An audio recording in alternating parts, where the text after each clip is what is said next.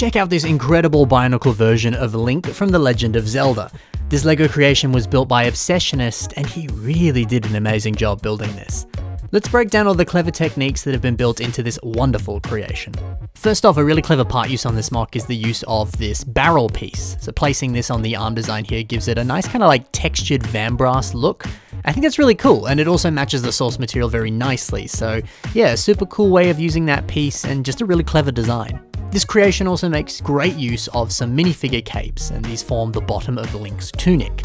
Now, a lot of Bionicle creations tend to make use of capes that appear on Star Wars Ultra Build sets, or maybe even some older ones like Vizon's cape, for example. But it's great to see smaller minifigure cloth pieces put to great use like this, and it's great to see that they can work just as well, if not better, than some of these larger construction cloth pieces.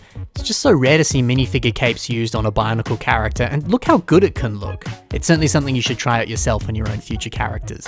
I mean, heck, some of these capes are even being used on the top of Link's hat there as well, so many different uses for them. This creation makes use of plenty of older Bionicle pieces, and it does so in some really interesting ways.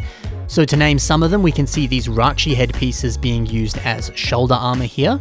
We also have the old hand connector piece from Liwa on the torso, as well as Kupaka's sword in silver, and even this old Slicer body piece in green is being used on Link's hat, which is a very clever part use there. That's a bit of fun. But I think out of all of these older pieces, my favorite is this tan Ruru that's used for Link's head.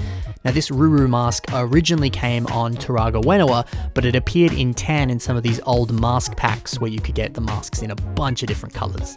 Now, the idea of using all these old pieces is super cool.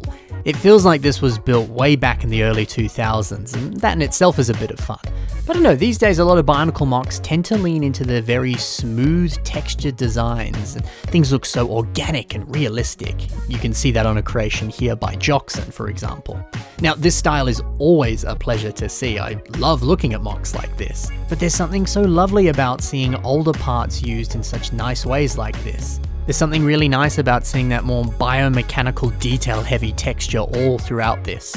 Nowadays, I'm sure you'd use modern pieces and make it look all smooth or whatever, but there's something so pretty about this. But also, I think the nostalgia of seeing these older pieces in action does something really special. When we look at some of those classic early Bionicle pieces and the classic early Bionicle sets, there was such a focus on rich world building, a great sense of mystery, wonder, and cool characters.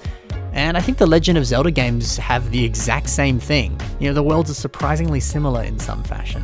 So in my opinion, using some of these older pieces like Obsessionist has done here allows for him to perfectly embody that sense of wonder, adventure, and mystery, and put all of that into this creation.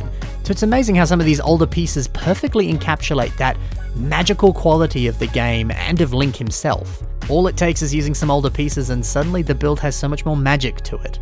Can't say I've ever seen a MOC that's used old pieces in such a clever way like that, and I don't know if that was inherently deliberate or not, but still, I think it's doing something really special there. And hey, even at the end of the day, sometimes it's just nice to see older techniques and older pieces being used. It's a lot more refreshing. Now, the shield is also incredibly well made. Obsessionist just nailed the pattern on it. It's so impressive seeing the level of detail that's been crammed into this with all these different system pieces. I love the fact that this curve along the edge here has been created with flex tubing. Now, flex tubing I'd say is easily one of the most helpful pieces to have in your collection when you're building your own creations. Using it allows you to create insane curves and get angles that you simply couldn't achieve without using flex tube. Honestly, this piece is the MVP here. Without these nice curves on the border of the shield, I don't think it would look anywhere near as accurate or as cool as it does. There's also a wide variety of weapons that have been created for Link, and there's so many brilliant designs here. It's nice to see so many of them have been built. And weapons are just a fun thing to build. If you're making a character from a video game, have fun and build every single weapon or tool or gadget that they have in the game. It'll be a really enjoyable experience. Now, one final detail that I enjoy seeing on Link here is the belt that he's got. This belt makes use of some of these old Link chain pieces. Now, these appeared in one of the awesome Hailfire droid sets from Star Wars on the wheels of the Hailfire droid itself. But seeing those same pieces used here as a belt, that's a really nice design. And it's great to see that they've been connected on the back here with this top part of the LEGO lever piece.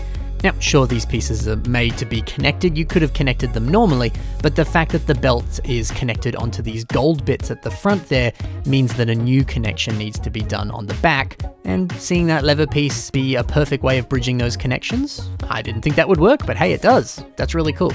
So yeah, if you've got some of these pieces lying around, maybe you could use them for a belt on your Bionicle MOCs. It looks great here. So that's it for this incredible Link MOC by Obsessionist. Hopefully you enjoyed seeing all the awesome techniques that have been packed into this MOC, and hopefully you've got a little bit of inspiration for your own future builds as well. Thanks for watching, happy building, and bye for now.